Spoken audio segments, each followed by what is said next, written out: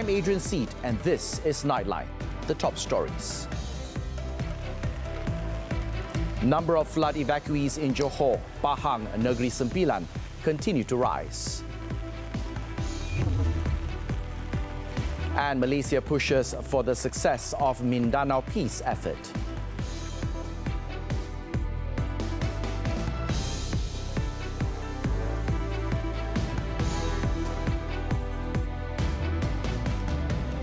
Thanks for joining us. Malaysia remains committed towards playing a constructive role in the peace process in Mindanao. In voicing this commitment, Prime Minister Datuk Seri Anwar Ibrahim stressed that Malaysia will also continue to offer their assistance to the Bangsa Moro people through various capacity-building programs, including through the Malaysia Technical Cooperation Program, MTCP. As such, he said efforts to attain peace in Mindanao must succeed, as its failure could affect not only the Philippines and Malaysia, but also the whole region. I think it is only our duty as a good neighbor to support and facilitate the process. And I stand guided, whatever things need to be done at the bilateral, multilateral level to support this endeavor. It has to succeed in the interest of the Philippines and Malaysia and the region. Datuk Seri Anwar also applauded the Philippine President Ferdinand Marcos Jr. for making great strides to ensure the peace process in Mindanao would be successful. Meanwhile, President Marcos commended the progress made towards achieving sustainable and inclusive peace in Mindanao.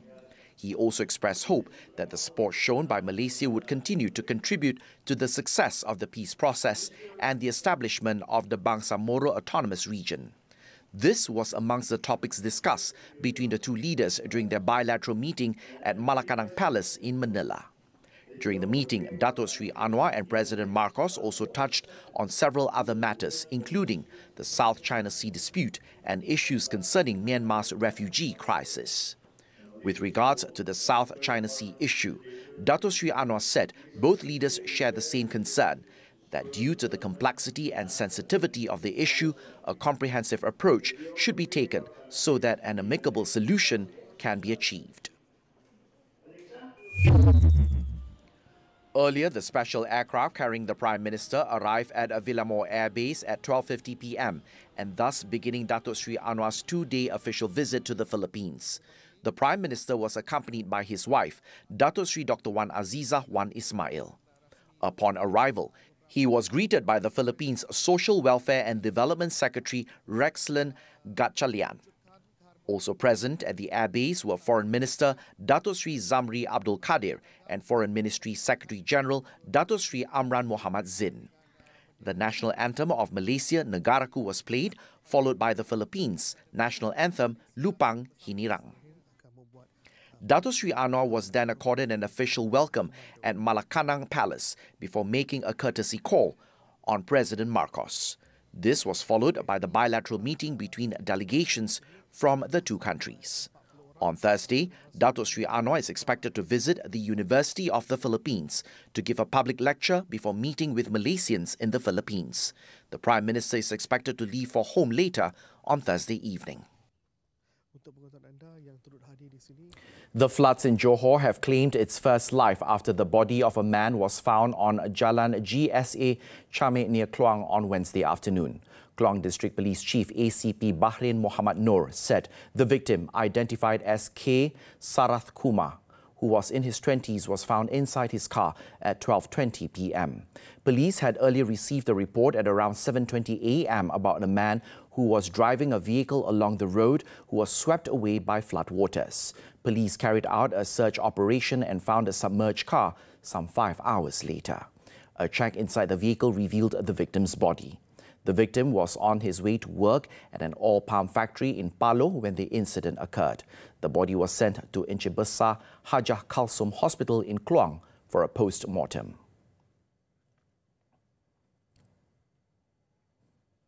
Johor became the worst state hit by floods with 17,780 people evacuated in 10 districts as of Wednesday night.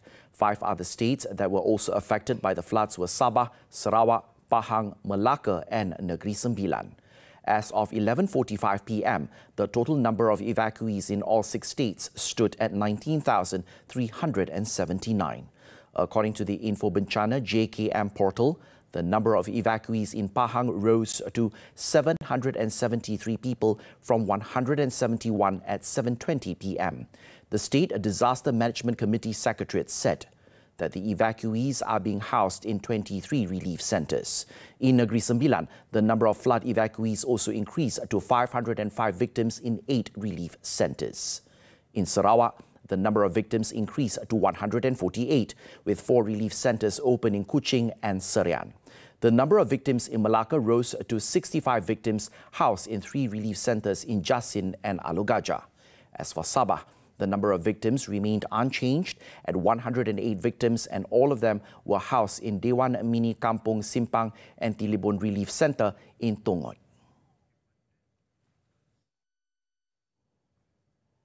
Earlier, 4 employees from the Johor Fisheries Department who were reported missing on Tuesday were found safe on their boat about 1 nautical mile off Pulau Kepalajarai near Batam, Indonesia on Wednesday afternoon. Johor Maritime Director First Admiral Nurul Hizam Zakaria said all of them were in good health when discovered by the Indonesian National Military TNI at around 1:45 p.m.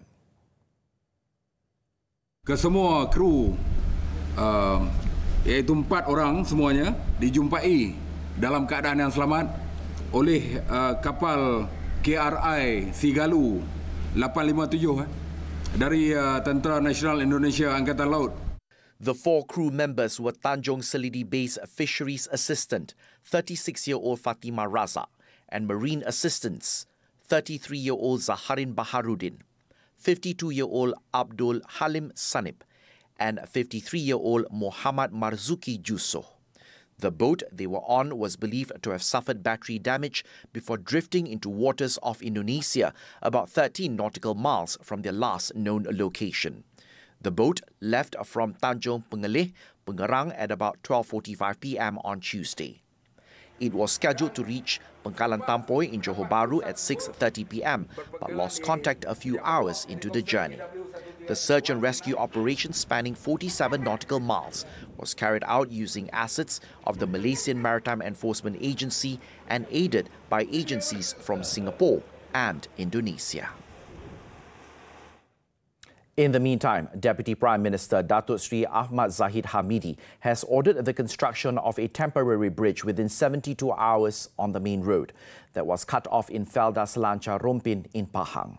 The main roads of Felda Selancar and Perwirajaya in Rompin have been closed in both directions after collapsing due to heavy rainfall since Tuesday night.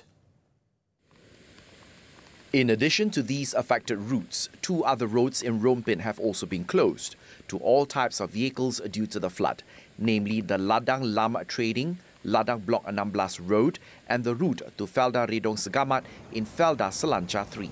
The closures of the roads affected about 5,000 residents in the area who own approximately 10 planned land plots. Yang paling penting ialah Valley Bridge ini akan dipasang sebaik saja ianya sampai, dan pemasangan akan mengambil masa antara 48 jam hingga 32 jam. Namun ini sekurang-kurangnya akan dapat membantu penduduk di sini untuk terus melakukan urusan perjalanan. Datuk Sri Zahid, who is also the chairman of the National Disaster Management Committee, stated that 110 students were unable to sit for the Sijil Pelajaran Malaysia SPM as their examination papers were unable to be delivered to the examination centres. In addition to National Disaster Management Committee NADMA, the Malaysian Armed Forces, the Public Works Department and Felda have been deployed to all flood-affected areas. Taxpayers' sensitive information on the MyTax platform was protected by accredited security measures. The Inland Revenue Board, IRB, said this in response to complaints that some personal details had been unintentionally exposed. In a statement, the IRB said, accordingly, it would like to emphasize that the confidentiality of taxpayers' data on the MyTax platform was safe and secure, as it is protected by recognized data protection technology. Earlier on Wednesday, Malaysians Online began reporting that they were able to view some personal information of registered taxpayers on the MyTax website using only the person's MyCard number.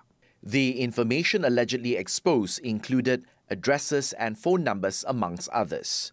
According to news reports, the MyTax website went offline after the complaints emerged and was later restored, with the highlighted vulnerability removed. In response, the IRB said it was treating the matter seriously and proactively, addressing the complaints in order to engender taxpayers' confidence in its administration. Pulau Pinang's old ferries, an iconic feature of the state for decades, might not make a comeback for the time being due to technical issues. Transport Minister Anthony Loke said this was because the ferry terminals in the state have been upgraded for newer Dutch-designed ferries, of which 4 vessels will be in service on June the 1st.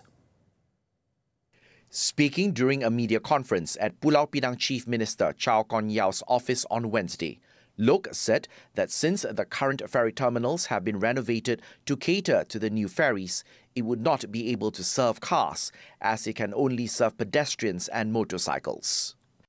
4 feri yang telah pun ditempah oleh pihak Penang Port Sdn Bhd akan bermula operasi 1 Ogos ini.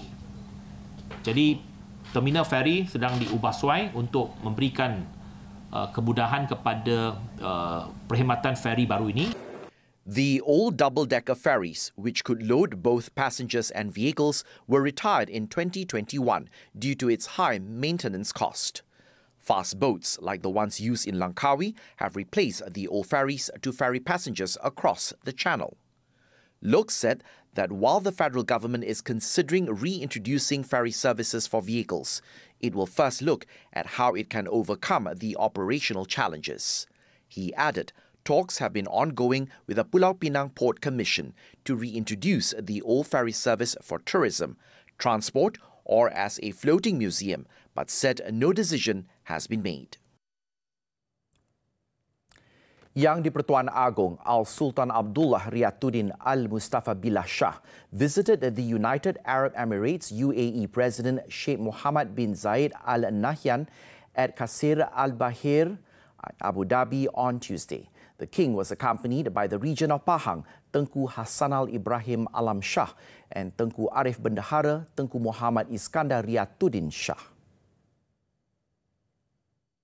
According to the Istana Negara Facebook post on Wednesday, also present were the UAE ruler's representative in Dhafra province, Sheikh Hamdan bin Zayed Al Nahyan, the Malaysian Chief of Defence Force, General Tan Sri Effendi Buang, Army Deputy Chief, General Datuk Sri Muhammad Abdul Rahman, and Malaysia Ambassador to the UAE, Datuk Sri Ahmad Fadil Shamsuddin. During the meeting, the two leaders touched on measures and efforts to further strengthen bilateral relations in various aspects.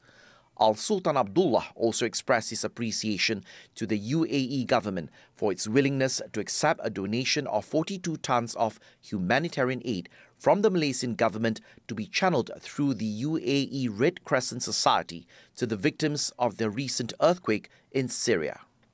During the meeting, the king also extended an invitation to Sheikh Mohammed to visit Malaysia.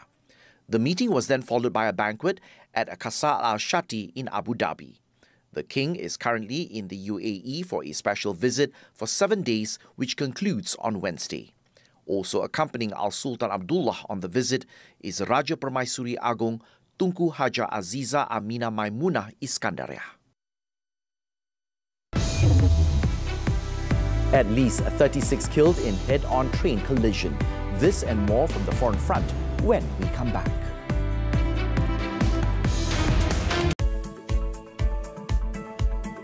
He served in a multinational corporation. The former student of Bukit Mertajam High School is also an author. In 2012, he was named as a young global leader of the Geneva-based World Economic Forum. Hi, join me, Stephen Sim, as I share my views on the 2023 budget on Money Matters this Saturday at 5 p.m. only on TV3.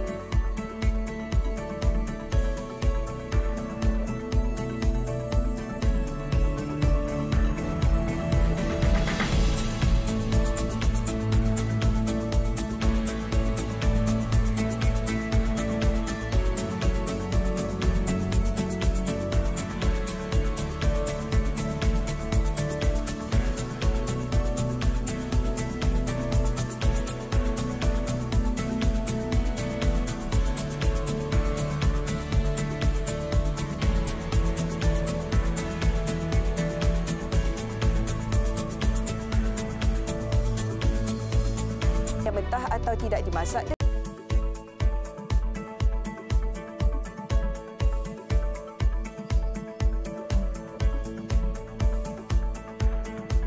Nightline continues. Two trains collided head-on in Greece on Tuesday night, killing at least 36 people and injuring more than 85 people as the country's deadliest rail crash in living memory threw entire carriages off the tracks. The death toll was expected to rise as some of the wounded are in intensive care. Many of the victims, mostly university students, were on their way back from a long holiday weekend. The two trains, one a passenger train carrying more than 350 people and the other a cargo train from the Thessaloniki, collided near the city of Larissa shortly after midnight. The local station master in charge of signalling has been arrested as investigators try to find out why the two trains had been on the same track. The government declared 3 days of national mourning with flags flying in half-mast in a tribute to the victims of the crash. After an anxious 5 days in Nigeria, Bola Ahmed Tinubu, the ruling party candidate, has been declared the winner of the presidential election in the early hours on Wednesday. The 70-year-old veteran politician garnered 8.79 million votes ahead of his main rival, Atiku Abubakar, with 6.98 million votes, and Labour's Peter Obi with 6.1 million votes. This is the first time a president will take office with less than 50% of the votes, and after an election in which 4 candidates won more than 1 million votes. Tinubu, a former governor of Lagos State, will take over the leadership of a country grappling with armed attacks, killings and kidnappings, as well as a plethora of corruption that opponents say outgoing Muhammadu Buhari's party had failed to stamp out. The tightly contested election has redrawn Nigeria's electoral map, producing results significantly different from those in past polls.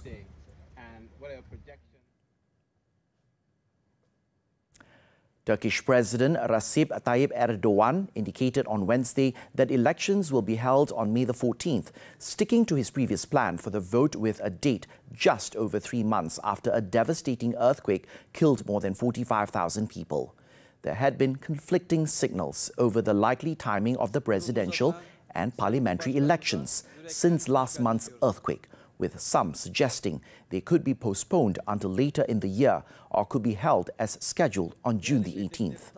Erdogan, aiming to extend his rule into a third decade, previously said he was bringing the votes forward to May to avoid holidays in June. However, doubt had been expressed about the availability of election authorities to prepare and make logistical arrangements for the voting of those affected in the quake zone, which is home to some 14 million people. China's foreign ministry on Wednesday called on the United States to stop politicizing the COVID-19 traceability and its origins after the U.S. Federal Bureau of Investigation's FBI Director Christopher Wray said on Tuesday that a leak from a laboratory in Wuhan likely caused the COVID-19 pandemic. China's Foreign Ministry's spokesperson Mao Ning said the US must respect science and facts and stop manipulating them in a way to lead the China to blame. 中方坚决反对借溯源问题搞任何形式的政治操弄。情报部门搞科学问题，本身就是将溯源问题政治化。基于美国情报部门造假、欺骗的斑斑劣迹，他们得出的结论没有任何可信度可言。美方再次翻炒实验室泄露论，抹黑不了中国，只会进一步拉低自身的信誉。 Ray's comments came after a report earlier this week that the US Department of Energy had determined that the leak from a Chinese lab was the most likely cause of the COVID-19 outbreak. He had also accused the Chinese government of trying to stall US efforts to investigate the cause of the pandemic.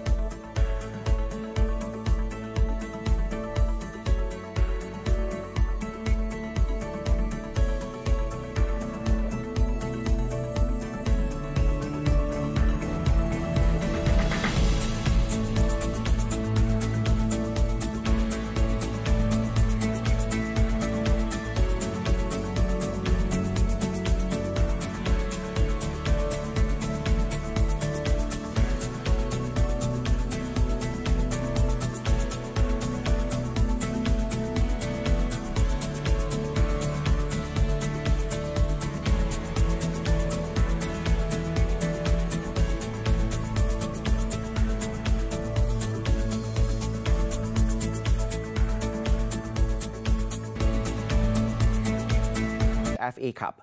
Phil Foden's brace took Manchester City to a 3-0 victory over second-tier Bristol City as the FA Cup holders moved into the 6th round.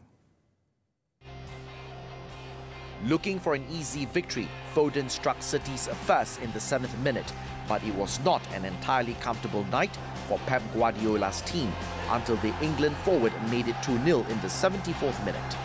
Kevin De Bruyne put the result beyond doubt seconds before the final whistle, helping City to seal a comfortable 3-0 win and a spot in the 6th round. In another match, Blackburn Rovers pulled off a surprising 2-1 victory against Premier League Leicester City to book their place in the quarter-finals for the first time since 2015. Tyrese Dolan gave Blackburn the lead 3 minutes after the half-hour mark with a fine effort from outside the area. Sami Sismodics doubled the advantage for the visitors in the 52nd minute, following another poor defending by Leicester. Kelechi Iheanacho pulled a goal back for the Brendan Rodgers side, but it was not enough to prevent another dispiriting night in a poor season for Leicester. After this breather, cigarettes worth more than R1 million seized.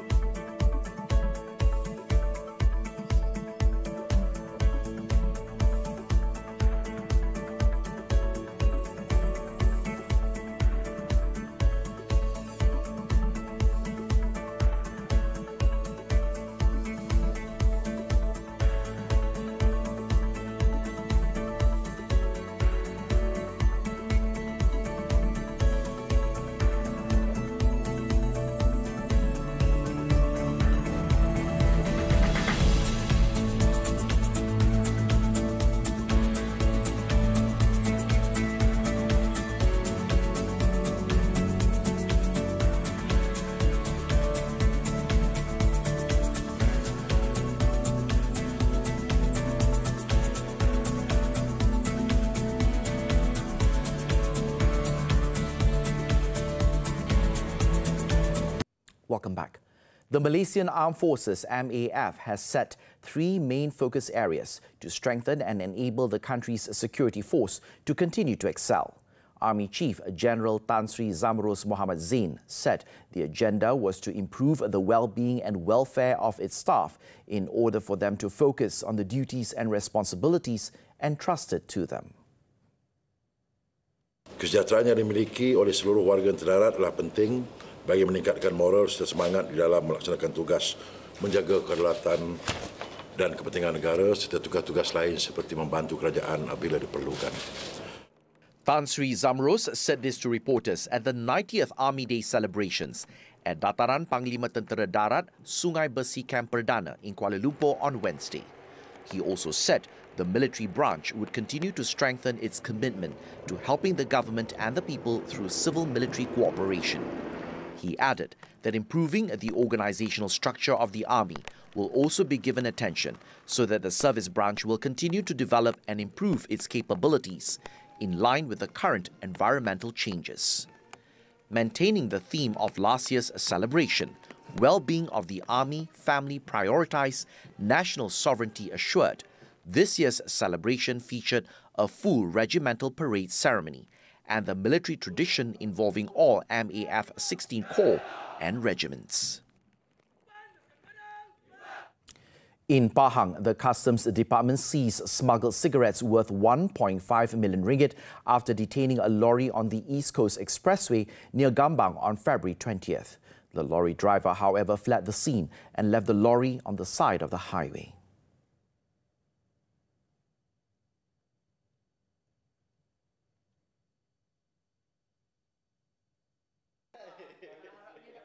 State Customs Director Wan Apandi Wan Hassan said that the seizure was the result of information from the public who reported the movement of the lorry from the East Coast heading west, suspected of carrying smuggled cigarettes.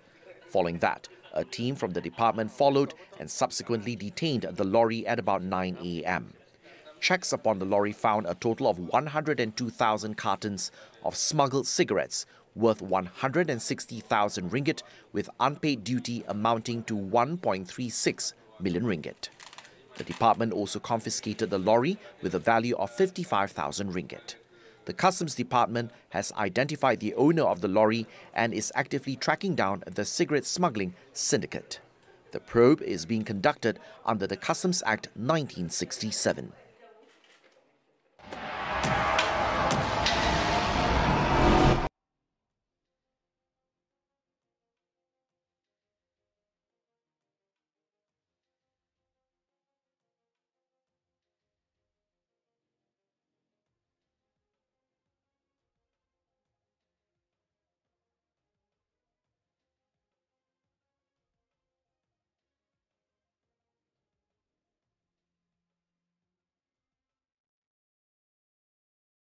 And Nightline draws to a close this time around. Let's take a look at the reopening of Egypt's newly renovated historic mosque of Al-Hakim Bi'am Allah in Cairo. The renovation project for the historic mosque began in 2017 with a budget of $2.8 million. I'm Adrian Seet. Thank you for your company and be well, Malaysia.